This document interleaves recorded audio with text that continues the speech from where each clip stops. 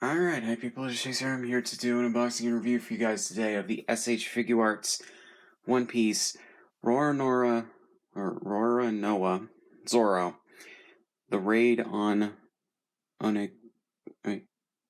Onigashima. Version, I guess. Newest version of this figure, I guess, to come out. I don't remember if they released a previous Figuarts for Zoro. I know that they did for Luffy. But yeah, and we are going to get another version of him where he's in his part 1 outfit, but the figure is modeled after his live action counterpart, just like Luffy we're also going to get as well. So, yeah. But, yeah. So, to take a look at the packaging on the front, got a picture of the figure, another one with a sword in his mouth, One Piece logo, Roronoa Zoro, everything. Figuarts. Name of the figure.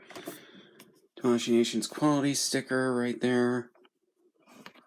Toei Animations certificate of license grant sticker. Tomodachi Nations and Bandai. So yeah, bottom you just got a name of the figure and picture. And on the top, the map of the world in One Piece, as well as an outline of Luffy with his straw hat. And on the side right here, name of the figure, picture of him with the One Piece logo. And on the other side, just different pictures. And then comes with an extra face for Luffy, which I'll talk about in a second. So, yeah. Then on the back here, you just got different pictures of the figure, super action, super modeling, and all that. So, yeah.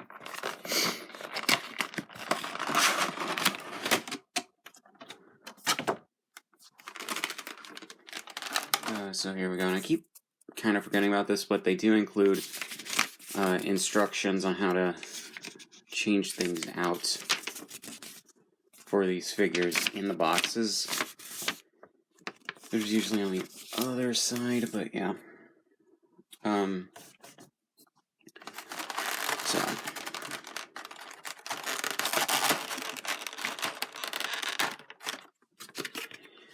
here we go. So yeah. So in terms of accessories, we get a good amount. We get his swords out of their sheaths and everything.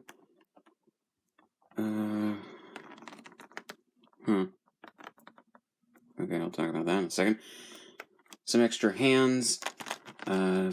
Thing looks like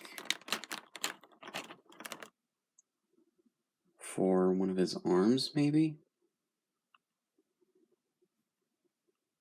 I'm not sure what that's for. Oh, it is for one of his arms, because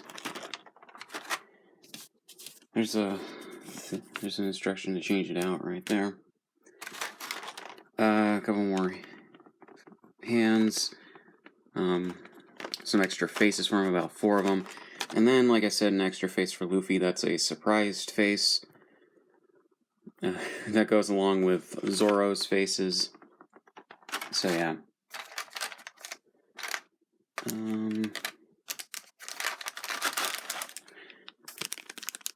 Okay. Okay, so we have Zoro in this bag. I don't know why. And his head came off. Yeah, I don't know why that is, but okay.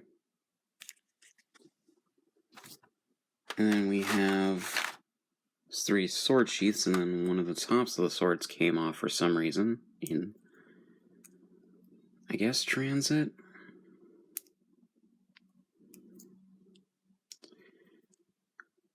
Okay. So yeah, you can just take those out when you want to pose them with the swords.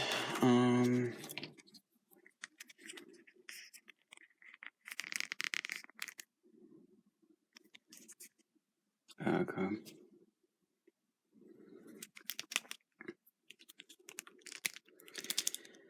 And arm came out of the socket. Because of course it did. Great.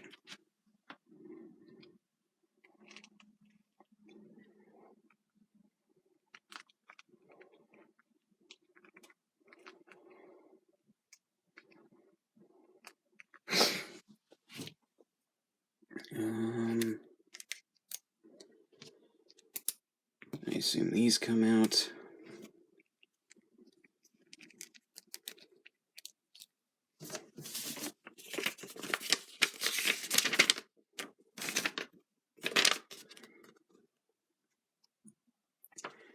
Okay, so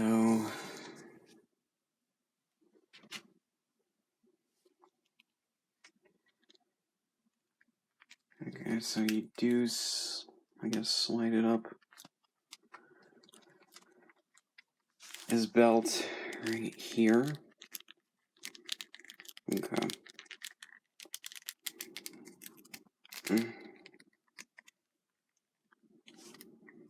Okay. And there's some pegs they put into the sheaths to keep them there, I guess.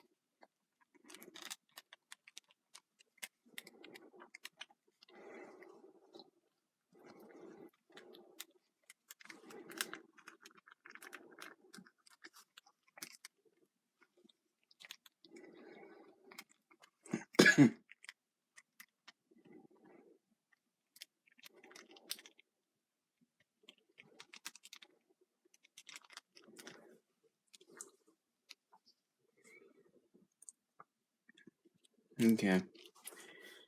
So you have them right there.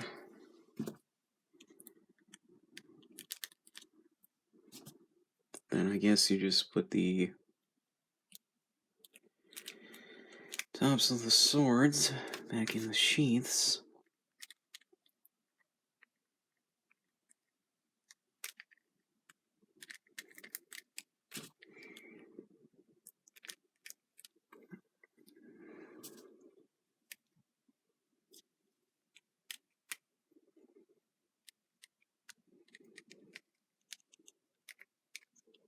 Okay, so these, it seems like the tops of these swords are molded in a way that you can't mess up the direction, which is nice. So yeah. So there we have him with his sword sheaths in place. So yeah, that's actually really cool. Because Zoro does have a three-sword style in the show, in manga. So yeah. So then I guess use the sword, because he does come with a mouth that allows for this. And you can just have the mouth with the, or the head with the open mouth. Have the white sword in it. Because I think it might be showing on camera, if not.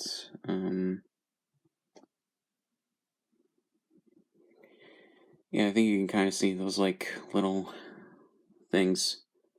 And I guess you can put the sword in either way, because they molded the hilt of the sword to have these peg holes on that side. Okay. So that's just if you want to do that, if you want to pose them with that, which I might after this video is done. Oh, so that's why, okay, so that's why they gave you another armband, is because, right, he has his bandana that he puts on his head when he's fighting on his arm, right, when he's not fighting.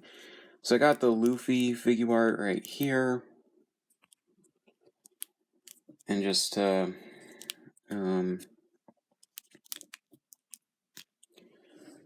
see about this for a second.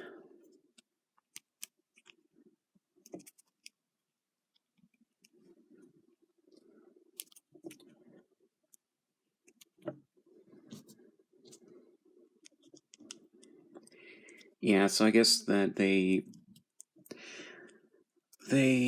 my assumption is they didn't think about this face when they were designing the Luffy Figuarts, but then when they were designing Zoro, they were just like, all right, we didn't get this facial expression, so they decided to include it in with Zoro. So that's actually really cool that they included that. That's pretty good. So, yeah, just slots in where it's supposed to. So, yeah. So, to get back to Zoro, in terms of overall detail and accuracy, I think this is actually really good. Not really much you can screw up here because he has the black robe with the red belt, the 3 swords and sheaths, his face from the second part of the anime, his black boots and pants. Honestly, yeah, just not much you can really screw up here. So yeah, and then his scar right there on his chest, and a green belt under that. So yeah, that's actually really nice. So in regards to articulation, let me take these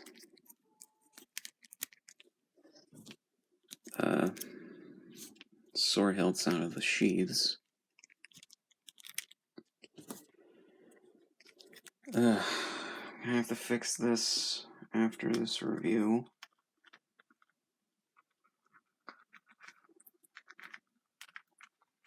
But these did not properly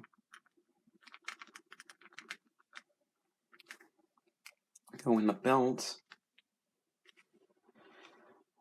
Where, they're just staying in there, I guess. So, yeah, in terms of articulation, why did his head come out that easy?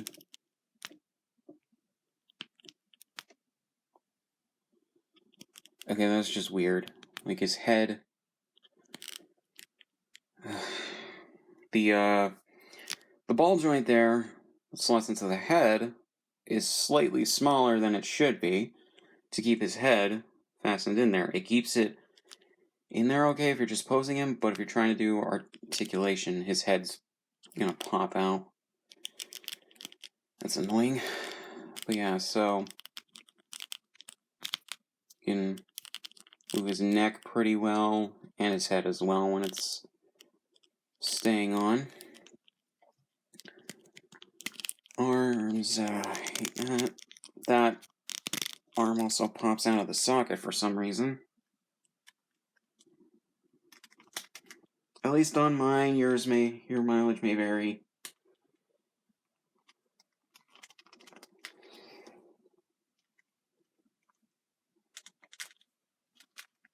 God damn it.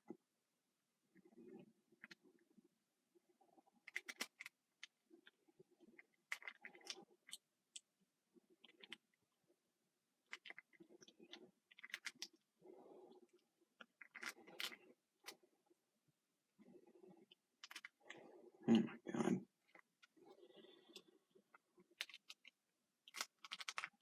This is annoying.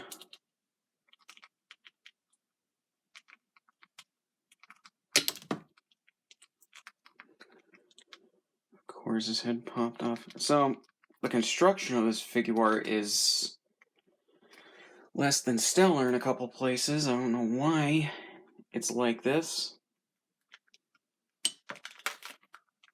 And then his face just popped off. Where the fuck did it go?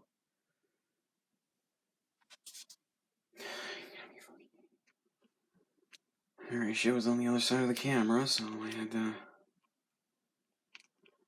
go get that, but whoever the fuck designed this bullshit, it's like, you should have done a better job. But yeah, just when I was moving him around to get the arm back on, his head popped off and then his face popped off just by accident. me see about the other...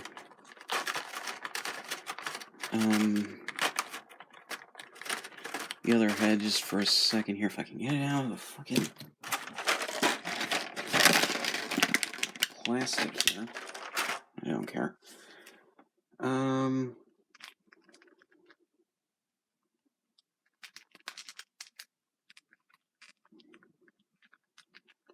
Okay, so the socket on the other head actually fits pretty well into the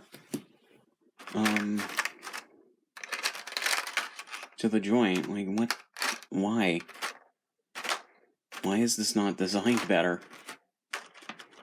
for the head without the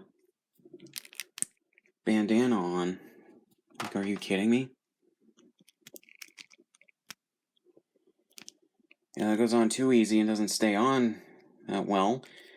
The other one takes a bit of pressure to get on, but once it's on there, it stays pretty well. Yeah, so in terms of the arm movement, can't really move his arms too high. Butterfly joints also only move up and down. Double ball joint for his elbows. Arms move side to side. You can do a 360. Arms, you can kind of do a 360 there. His torso, you can kind of move, but I think it's mainly the oh my... You have got to be fucking kidding me. There are people watching this who are laughing. It's like, this is annoying.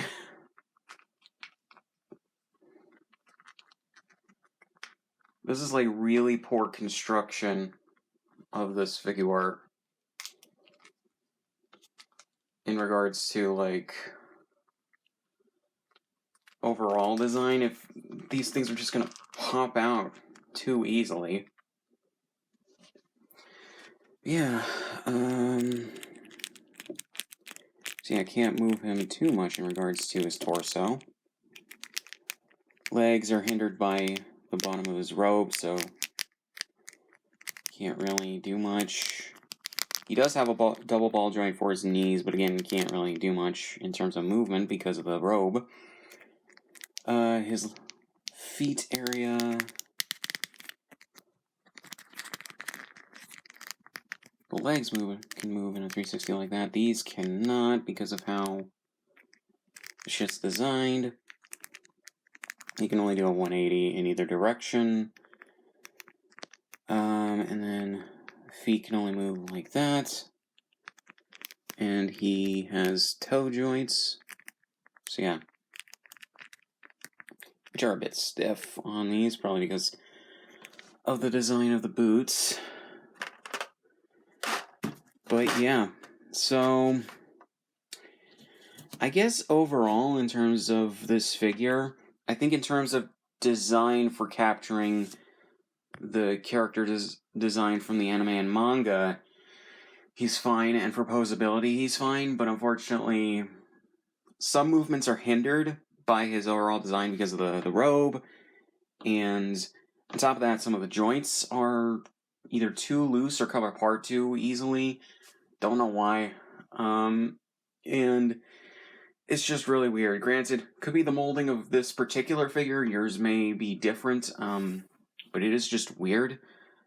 And then the sheaths don't go quite easily into the belt, unless I think you take the top half off the bottom and remove the belt so you can properly put them in the peg holes that they're supposed to go in on the belt.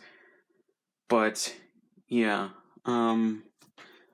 But those are the only negatives that I can see. I think that, like I said, this actually captures the character's design really well. It comes with a good amount of accessories. Comes with his 3 swords. Comes with thing for his arm. That's the sleeve without the bandana on it, for if you want to pose him with the head with the bandana on, which I probably will. I'm pretty sure you can just switch out the faces on both the heads. Maybe not. I'll have to see about that. Because you should be able to, I would think.